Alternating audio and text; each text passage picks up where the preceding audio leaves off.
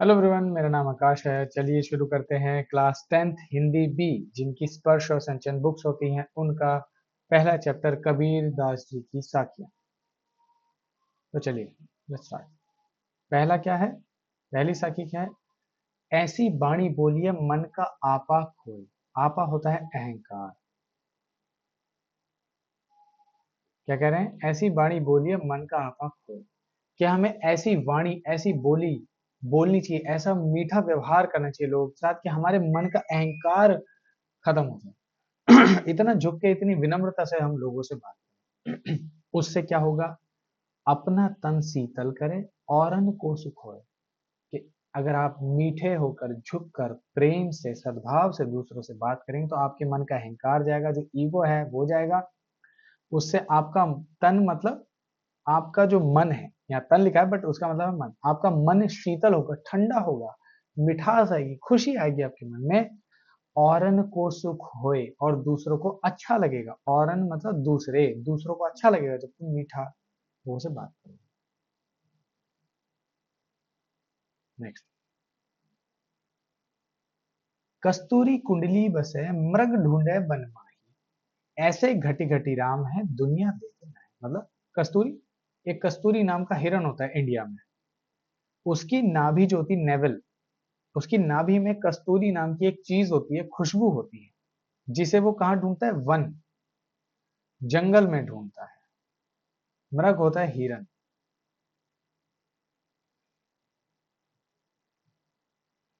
वो खुशबू जो उसकी नाभि में समाई हुई है, वो उसे जंगल में ढूंढता है। ऐसे मतलब ऐसे ही, ऐसे ही घटी घटी मतलब कण कण में।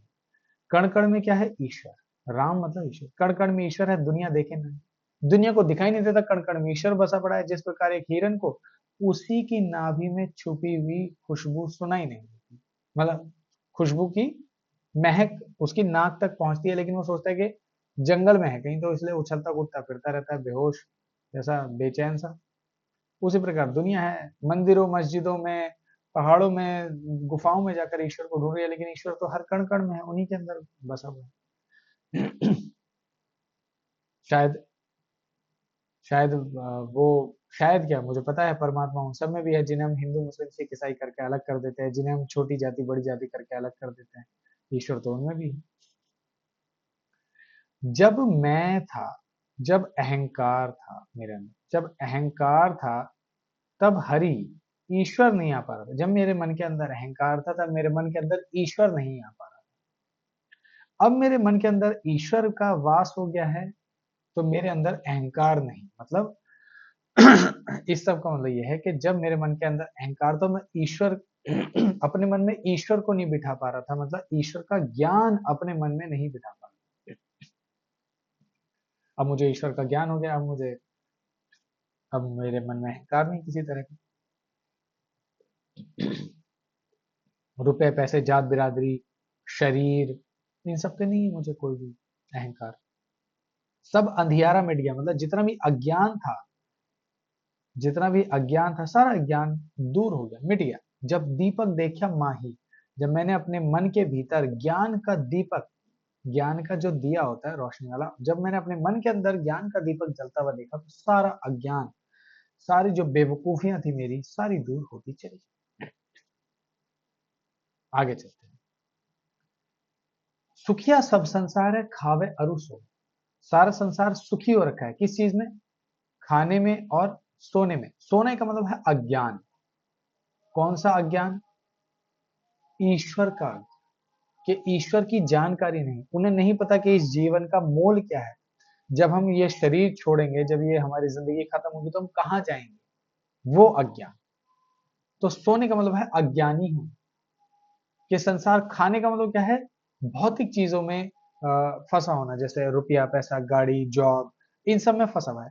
और अज्ञानी है कि सारा संसार सुखी है। उसे लगता है कि मेरे पास गुची की शर्ट हो, मर्सिडीज की गाड़ी हो, और एक एक मिलियन फॉलोअर्स मेरे हों, तो भाई मुझसे ज्यादा सुखी कौन है? बट ये सच्चाई नहीं है। कल को इंस्टाग्राम बंद हो जाए, यूट्यूब बंद हो जाए, आपका गया काम। दौलत शोहरत जाने में टाइम नहीं लगता। आपके कौन से शरीर का कौन सा अंग कब अपने आप ही डैमेज हो जाए और उसमें लाखों रुपए उड़ जाए, कुछ नहीं पता। ज्ञान क्या है कि जितनी जिंदगी इस दुनिया में है, अपने आसपास के लोगों से प्रेम कर लो, उन्हें हंसा लो, उनसे हंसी लो मत, उन्हें हंसा लो। हम प्यार लेने के चक्कर में रहते हैं, हम प्यार बांटे। सुखिया सब संसार है, खावे अरु सब है। बस खाने सोने में भौतिक चीजों के चक्कर में पागल हो रखा है। लेकिन दुखिया दास कबीर है। कबीरदास जी दुखिया क्यों है? क्योंकि वो जागे हुए हैं। जागे हुए कैसे? क्योंकि उनके पास ज्ञान है, उन्हें ज्ञान है कि ईश्वर को पाना ही ज्ञान है, सच्चाई है। सबसे प्रेम करना, जाति पाति से ऊपर उठकर सबसे प्रेम करना ही ज्ञान है। इसलिए वो जागे हुए हैं और रो रहे हैं। क्यों रो रहे हैं? संसार की हालत। वो देखते हैं कि संसार कैसे भरम बुलेखों में, कैसे गलतियों में पड़ा हुआ है। इसलिए कबीरदास जी जाग रहे हैं और रो रहे हैं। विरह होता है, अभी ये पहले मैं एक बार रिपीट करता हूँ कि दुखिया सब संसार, सुखिया सब संसार है, खावे और सब है। सारा संसार सुखी है इन्हीं बातों में कि भाई हम खा रहे हैं, पैसा कमा रहे हैं, घूमने जा रहे हैं, इंस्टाग्राम पे फोटो डाल रहे हैं, यही हमारी सच्चाई है। और सोने का मतलब अज्ञानी है, उन्हें ज्ञान नहीं है जीवन की सच्चाई का।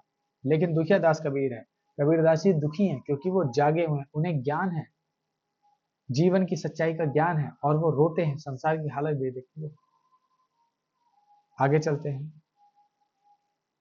विरह भुवंगम, विरह होता है बिछड़ना, विरह होता है बिछड़ना, भुवंगम होता है सांप।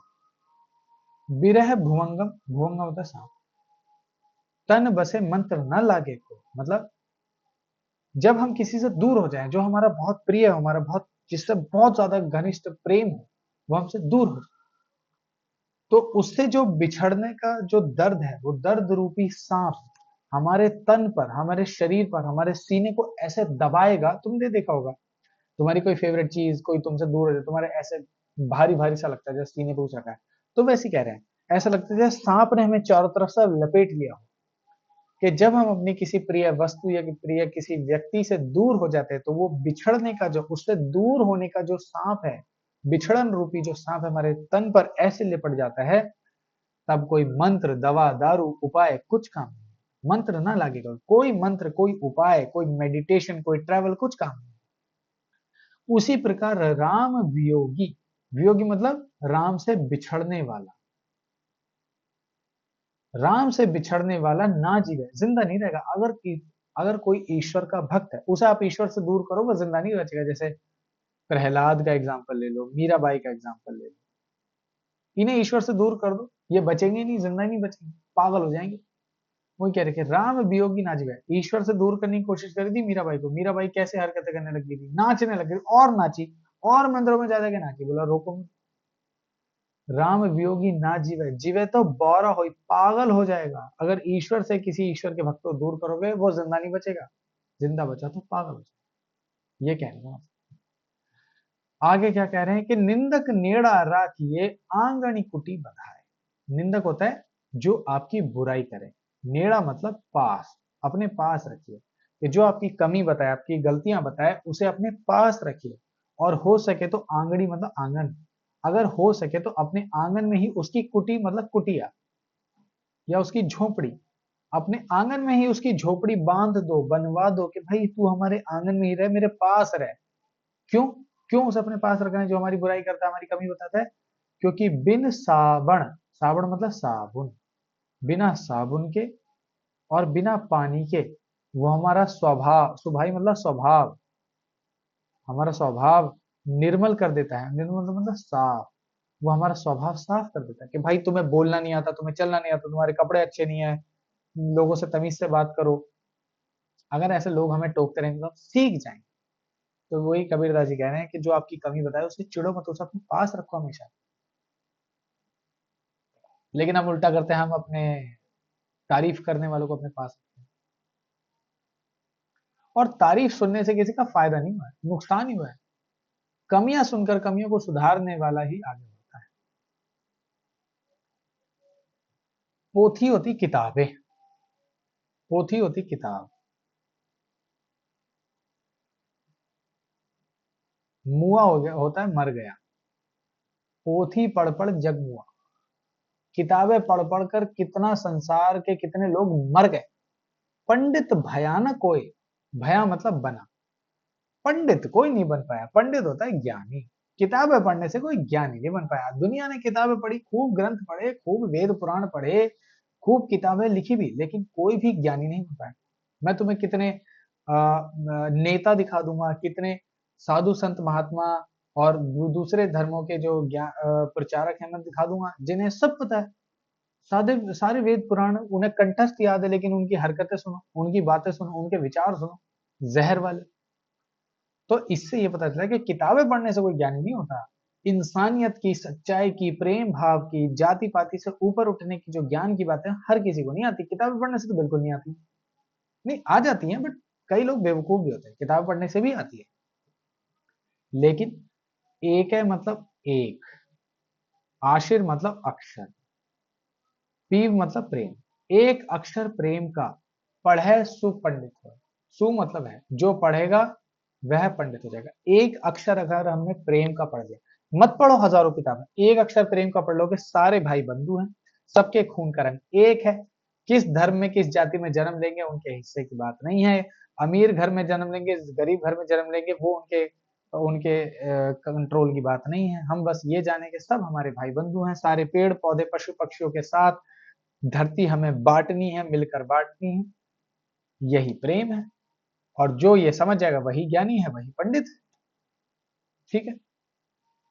अब कबीरदास जी नेक्स्ट में क्या करेंगे, हम घर जालिया आपड़ा। अब घर जलाने का मतलब क्या होता है, जालिया मतलब जलाना। अब घर जलाने का मतलब क्या है, सच में उन्होंने घर पे आग लगा ली? नहीं। घर जलाने का मतलब है कि उनके बीवी बच्चे घर बाहर तो हैं, लेकिन उनसे उन्हें इतना मोह नहीं है कि अगर कुछ हो जाए तो पागल हो जाएं, उनके चक्कर में ईश्वर भक्ति छोड़ दें या दुनियादारी से मोह प्रेम सब छोड़ दें। नहीं, घर जलाने का मतलब है कि उनसे प्रेम कम कर दिया है। ऐसे पागल नहीं है जैसा हम, हमारी मम्मी पापा को जरा सा कुछ हो जाए हम पागल हो जाएंगे। नहीं, वो समझ चुके हैं कि जब तक हम, हमारी सांसें हैं तब तक हमारे रिश्ते हैं, जैसे सांसें छूटेंगी रिश्ते भी छूट जाएंगे। और हमें कौन ही कितना याद रखने वाला है ना। जब तक ये शरीर है तब तक ये रिश्ते हैं। कि हम घर जलिया आपना, कबीरदास जी कह रहे हैं मैंने अपना घर जला दिया, कि भाई मुझे ज्ञान हो गया है और मैंने अपने घर से जो प्रेम है, जो मोह है, वो दूर कर लिया। अब मुझे अपने घर का वैसा मोह नहीं। लिया मुराड़ा हाथी, मुराड़ा होती मशाल, मशाल कैसी, ज्ञान की, ज्ञान की मशाल हाथ में ले ली। अब घर जालियो ताश का, अब मैं घर जलाऊंगा उसका, अब मैं उसका घर जलाऊंगा जे चले हमारे साथ, जो मेरे साथ इस ज्ञान के मार्ग पर, भक्ति के मार्ग पर चलना चाहेगा। अब मैं उसका घर जलाऊंगा, उसका घर जलाऊंगा मतलब अब मैं उसे ज्ञान दूंगा कि बीवी बच्चे रुपया पैसा ये हमेशा नहीं रहने, हमेशा रहना ईश्वर का साथ, तो इसलिए ज्ञान के रास्ते पर चलो। ठीक है, ये हमारा चैप्टर खत्म हो गया। कुछ भी समझ आया हो कमेंट सेक्शन में जरूर लिख देना। Thank you so much.